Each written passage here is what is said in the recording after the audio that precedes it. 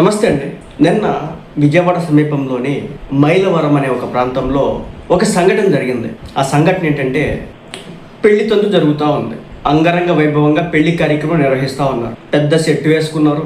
దాదాపు 15 నుంచి 20 లక్షల ఖర్చు పెట్టి ఆ వివాహ కార్యక్రమాన్ని ఆ పెళ్లి కొడుకు వైపు వాళ్ళు నిర్వహించడం జరుగుతూ ఉంది. అందరికీ చెప్పుకున్నారు, ఊరంతా అందరూ కూడా అక్కడ వచ్చి ఉన్నారు.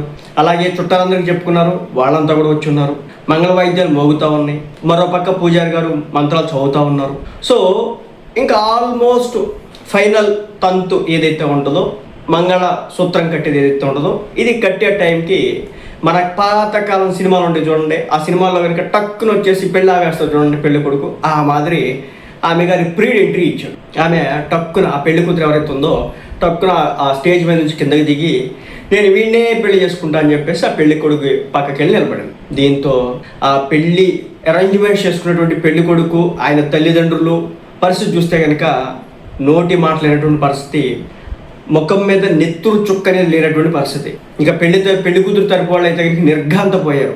ఆ పెళ్లి కూతురు తల్లిదండ్రులు, అలాగే ఆ పెళ్లి కూతురు యొక్క అక్క చెల్లెలు ఎవరు ఉన్నారంట, వాళ్ళంతా కూడా ఒక విధమైన షాక్లోకి వెళ్ళిపోయినటువంటి పరిస్థితి. ఇంకా అక్కడికి వచ్చినటువంటి బంధువులు, మిత్రులు, వీళ్ళంతా గ్రామస్తులు ఎవరైతే ఉన్నారో వీళ్ళంతా తలొక మాట అనడం మొదలెట్టారు. ఎంత పొరుగు పోయింది ఆ అమ్మాయి చేసినటువంటి ఒక్క పని కారణం. ఏ రోజైతే పెళ్లి చేసుకునే రోజు వాడు ఎవడో దిక్కుమాలి ఏదో వచ్చినప్పుడు ఈమె గారు లెగిసి టక్కుమని చెప్పేసి వీడే నాకు కావాలనే దాని బదులు ఆ పెళ్లి కంటే ఒక వారం ముందో 2 వారాల ముందో, లేదంటే పెళ్లి చేస్తున్న 2 రోజుల ముందో పెళ్లి చేస్తున్నారు మహాప్రభు అని చెప్పేసి తల్లిదండ్రులకు చెప్పేసుకొని వాళ్ళ కాళ్ళ మీద పడి కాళ్ళ పడి అక్కడే తెగేసి ఉంచే కనుక సిచ్యువేషన్ ఇక్కడ దాకా వచ్చినది కదా. అలా చేయడంతో ఇరు కుటుంబాలు కావచ్చు, మన ఎవరైతే వాళ్ళ బంధుమిత్రులు ఉంటారో వాళ్ళంతా కూడా కొట్లాడుకున్నారు, తిట్లాడుకున్నారు. ఆ పెళ్లి కూతురు తరపుళ్ళు ఏవి కూడా మాట్లాడలేని పరిస్థితి. ఓ పక్క అబ్బాయి పరువు పోయింది.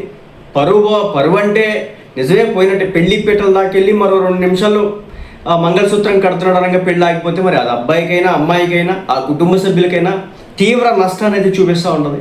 అదే సంఘటన ఇప్పుడు జరిగింది. దయచేసి అర్థం చేసుకోండి. మీరేదో లేచి వెళ్ళిపోయినారు, అక్కడ ఏదో జరుగుతుంది, మీకు ఏదో అందరం ఎక్కిచ్చేస్తాడు వాడు, ఆ కథలేవి నడవవు. మహా అయితే 1 నెల బాగుండొచ్చు, 1 6 నెలలు బాగుండొచ్చు, సంవత్సరం బాగుండొచ్చు. ఆ తర్వాత వాడు తాగుబోతుడు అయిపోయినాడు, లేకపోతే కనుక వాడు ఒక వ్యభిచారం అయిపోయినాడు, వాడు రోడ్ల మీద బతికేవాడు అయిపోయినాడు, వాడు సరిగ్గా తిండి తెచ్చి పెట్టడు. అలాగే మీకు ఒక పిల్ల పుట్టిందంటే కనుక ఇంకా బజార్ని పడ్డమే. ఇంకొక విషయం, లవ్ మ్యారేజ్ చేసుకుంటే, ప్రేమించి పెళ్లి చేసుకుంటే కనుక ఒకవేళ ఉద్యోగాలుండి ఆర్థికంగా కొంతమేర సెట్ అయి ఉన్నటువంటి వ్యక్తుల్ని అది కూడా తల్లిదండ్రులు ఒప్పించేసుకోవడం తప్పులేదు.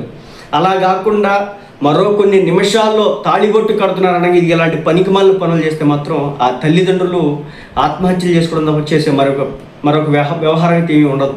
ఇంత దారుణమైనటువంటి సంఘటనలు మన చుట్టూ జరుగుతూ ఉన్నాయి. కాబట్టి ఏదైనా ఉంటే ముందే తల్లిదండ్రులకు చెప్పండి, ఒప్పించండి. ఒకవేళ ఒప్పుకొని పక్షంలో ఆ పెళ్లి కొడుకు నెంబర్ ఎలాగో తీసుకుంటారు కాబట్టి ముందుగా అతనికి చెప్పండి. సో ఆయన ఒప్పుకున్న తర్వాత కూడా ఇలాంటి తంతు జరిగితే కనుక అప్పుడు పెళ్లిపేటల మీద నుంచి పీరియడ్ వస్తాడు, ఇది రెక్కల గుర్రంకి వెళ్ళిపోండి, అప్పుడు దరిద్రం వదిలిపోతుంది. ఇలాంటి సంఘటనలు అయితే జరుగుతున్నాయి అనమాట. ఇది మహా దారుణం అండి. 2 కుటుంబాలు చాలా దారుణమైనటువంటి, ఒక ఆడపిల్ల చేసినటువంటి పనికి తలెత్తుకునేటువంటి పరిస్థితి సమాజంలో. అలాగే ఇంకో పక్క 20 లక్షల రూపాయలు ఖర్చు పెట్టారంట ఆ ఈవెంట్ కోసం అని చెప్పేసి మొత్తం కూడా గంగపాలు చేసినటువంటి పరిస్థితి.